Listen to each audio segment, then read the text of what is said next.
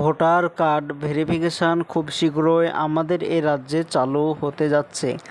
তো voter card verification এর আগে বিহার রাজ্যে চলছিল, এবার আমাদের এই রাজ্যে ভোটার কার্ড ভেরিফিকেশান হবে। তো ভোটার কার্ড ভেরিফিকেশান, সামনে ভোট আছে, 2026 সালে বিধানসভা ভোট আছে। ভোটের কারণে ভোটার ভেরিফিকেশান হবে, ভোটার তালিকা যাচাই করা হবে। তো 2002 সালের ভোটার লিস্ট দরকার হবে। তো কয়েকদিন আগে 2002 সালের ভোটার তালিকা অনলাইনে দিয়ে দেওয়া হয়েছে সরকারিভাবে। তো সেইখান থেকে ডাউনলোড করে রাখতে হবে এবং জেরক্স করে বাড়িতে রাখতে হবে, খুব শীঘ্রই দরকার হবে। তো অনলাইন থেকে কীভাবে ডাউনলোড করবেন বিস্তারিত জানতে ভিডিওটি সম্পূর্ণভাবে দেখতে থাকুন। আমাদের এই চ্যানেল থেকে অনলাইনে সব রকমের তথ্য সবার আগে দিয়ে থাকি। চ্যানেলটিকে সাবস্ক্রাইব করে পাশে থাকবেন যাতে ভিডিওগুলো সবার আগে আপনার কাছে পৌঁছে যায়। ভোটার কার্ড ভেরিফিকেশান অক্টোবর মাস যেটা চলছে, এটা অক্টোবর মাসের শেষের দিক থেকে ভোটার কার্ড ভেরিফিকেশান শুরু হবে। তো 2002 সালের ভোটার তালিকা দেখা হবে সরকারিভাবে। তো এর জন্য আপনার মোবাইল অথবা কম্পিউটার থেকে যে কোনো একটি ব্রাউজার ওপেন করবেন প্রথমে।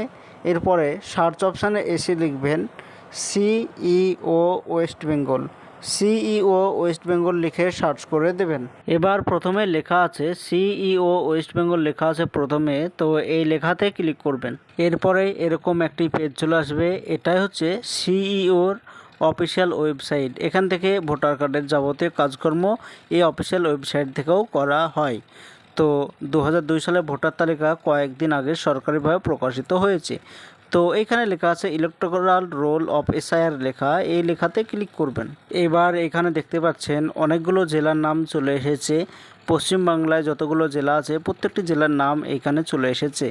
তো আপনি যে জেলায় বসবাস করেন সেটা প্রথমে সিলেক্ট করবেন। এবার এখানে দেখতে পাচ্ছেন বিধানসভা সিলেক্ট করতে হবে। তো আপনার যেটা বিধানসভা সেটা সিলেক্ট করবেন। এবার এখানে বুথ অফিস সিলেক্ট করতে হবে। তো আপনি যে স্কুলে ভোট দিয়েছেন সেটা সিলেক্ট করতে হবে এবং পাশে লেখা আছে ফাইনাল রোল, এই লেখাতে ক্লিক করতে হবে। এবার এখানে একটি ক্যাপচার কোড এসেছে, এই ক্যাপচার কোডটি সঠিকভাবে পূরণ করবেন। এরপরে এরকম একটি পিডিএফ ডাউনলোড হয়ে যাবে। তো এটাই হচ্ছে 2002 সালের ভোটার তালিকা। তো এই ভোটার তালিকায় নাম আছে কি না সেটা দেখা হবে। তো প্রথমে নাম আছে, এরপরে বাবার নাম, এরপরে ভোটার কার্ড নম্বর। তো একটি একটি করে দেখবেন কোন পেজে আপনার নাম আছে।